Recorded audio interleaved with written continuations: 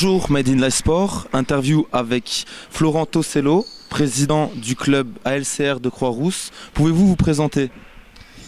Bonjour Medini, Florent Tossello, président du club de l'Amicale Laïque Croix-Rousse Tennis de Table. Du coup un club de tennis de table de niveau national 2 en messieurs. Voilà, on a aux alentours de 200 licenciés, des équipes nationales, régionales, départementales. Voilà.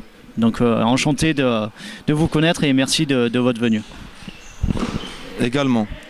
Alors quel est votre rôle au sein du club? Donc, au sein du club, moi je suis président, donc je suis responsable du club depuis quelques années maintenant. Là je laisse la main à la fin de la saison, du coup parce que j'ai d'autres responsabilités aussi en tant que bénévole au sein de l'agglomération lyonnaise. Voilà. Très bien. Que représente votre club en termes de niveau, au nombre d'équipes et de licenciés? Alors comme je disais tout à l'heure, en termes de niveau, on est niveau national, donc national 2. On a une équipe 2 là qui est en pré-national actuellement, mais qui est en bonne posture pour monter en national 3. On l'espère, on verra suivant les résultats d'aujourd'hui. En termes de licenciés, on est 200 licenciés sur l'ensemble du club, sachant que c'est une section d'une grosse association qui s'appelle l'Amicale Laïque de la Croix-Rousse, qui est la deuxième association en termes de nombre d'adhérents sur le 4e arrondissement de Lyon. Très bien. Quels sont les objectifs et les projets de votre club?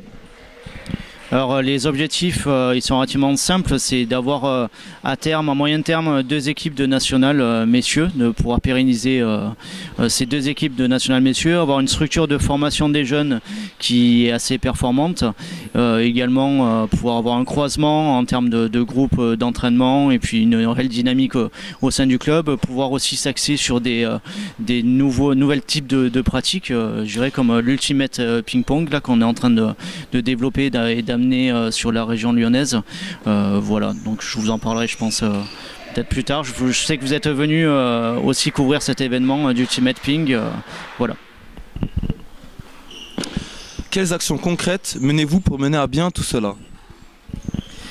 Alors, action concrète, effectivement c'est un travail de tous les jours. On a une réelle professionnalisation au sein du club parce qu'on a un entraîneur salarié qui fait un temps plein annualisé, donc ça c'est très important au niveau d'un club amateur de bon niveau de pouvoir s'appuyer sur un entraîneur qui est à temps plein et dont c'est le métier. Ensuite il y a pas mal aussi d'autres intervenants diplômés, donc avec une structure d'entraînement qualitatif qui est vraiment importante à nos yeux au sein du club. D'accord. Êtes-vous accompagné dans vos projets? Tout à fait. La première institution qui nous accompagne, c'est bien sûr la ville de Lyon. Sans la ville de Lyon, on ne pourrait pas mener à bien tous nos projets pour 2 aspects. L'aspect, je dirais, mise à disposition déjà du gymnase Maurice Sèvres, qui est mis à disposition du club tous les jours, de 18h à 22h. Et également l'aspect de subvention de fonctionnement. Voilà, donc Yann Cuchera soutient beaucoup le club, on la remercie. La mairie du 4e également. Donc sans la ville de Lyon, on ne pourrait pas exister. Après, sans également tous les acteurs publics comme l'ancien département, la métropole, également la région par le biais des emplois tremplins, et également les institutions, comité du Rhône de tennis de table, Ligue Rhône-Alpes de tennis de table et fédération, bien sûr. Que vous manque-t-il pour être plus performant? Alors je dirais d'abord une salle spécifique de tennis de table à temps plein qu'on pourrait utiliser tous les jours. Cela permettrait bien sûr de développer le club tant en termes de nombre de salariés, mais également de pouvoir attirer un pôle d'entraînement quotidien au sein des locaux. C'est vrai que pour développer un club de tennis de table de bon niveau et un club sportif de bon niveau, il faut aussi avoir pouvoir s'appuyer sur des équipements à demeure. Voilà, pour l'instant c'est pas le cas. On espère que bien sûr à moyen terme, long terme, ça pourrait être le cas au sein de la Croix-Rousse ou ailleurs sur l'agglomération. On l'espère. Comment jugez-vous cette saison? Alors pour l'instant, je dirais une bonne saison parce que la première phase pour l'équipe première a été relativement positive avec une place de deuxième en National 2. Là, ils ont un petit peu plus de difficultés cette phase-ci puisqu'ils sont en lutte pour le maintien. Mais l'essentiel, je dirais, c'est d'avoir ces deux équipes fanion là qui poussent bien au sein du club. On sent qu'il y a une réelle émulation sportive au sein du club, donc c'est très intéressant pour nous. Très bien. Et vous avez des joueurs internationaux? Tout à fait, on a déjà un joueur emblématique qui s'appelle Kerem Ben Yahya qui a participé au JO de la jeunesse cet été en août 2014 en Chine.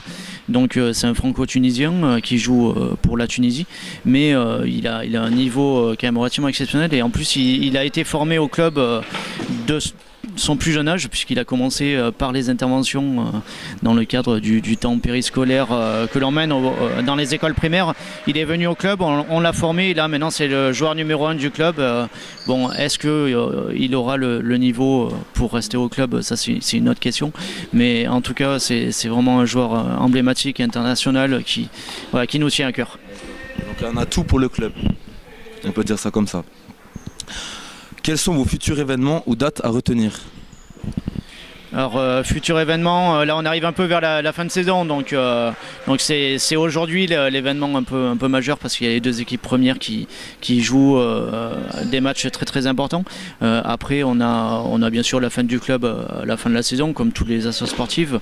On a des tournois d'Ultimate Ping, donc c'est un dérivé un petit peu du tennis de table qui se joue avec 4 tables accolées, donc avec une nouvelle pratique que l'on souhaite, une grande surface, donc beaucoup plus physique, beaucoup plus spectaculaire. Là on essaye de se roder un petit peu sur ce type d'événement. On a l'impression que la mayonnaise est en train de prendre, les gens sont intéressés. Quand on fait des vidéos sur cet événement, on a des buzz relativement formidables parce que le dernier tournoi d'Ultimate, on a fait une vidéo, on est toute plateforme confondue à 400 000 vues, donc c'est pour du tennis de table, un dérivé du tennis de table, on trouve que c'est une performance relativement intéressante. Là, on va s'y lancer vraiment très très sérieusement sur cette nouvelle pratique. Très bien. Comment est perçu selon vous votre sport au grand public? Un peu compliqué parce que en fait c'est vrai qu'on a une image de sport très accessible. Donc ça c'est déjà une image positive, mais à contrepartie du coup c'est un sport qui est dit camping, pas très physique, alors que quand on le fait vraiment de manière sérieuse, c'est vraiment physiquement très compliqué. Il y a un grand champion là, et j'aime souvent citer cette citation, c'est Jean-Philippe Gatien qui disait quand on joue au tennis de table, c'est comme si on faisait un 100 mètres en jouant une partie d'échecs. Donc ça résume vraiment tout à fait l'aspect physique, parce que c'est des efforts très courts, très intenses, et l'aspect mental, parce que c'est un sport où il demande énormément de réflexion, d'anticipation. Et disons que ça se joue aussi sur une petite surface, donc... Tout à fait, petite surface, donc il faut être très précis, très réactif, avec des bons réflexes, et donc du coup avec un physique aussi affûté. Très bien. Êtes-vous suivi médiatiquement? Par Medellin déjà, c'est déjà bien. Non, c'est vrai qu'on a le progrès, les journaux locaux là, qui suivent régulièrement les performances.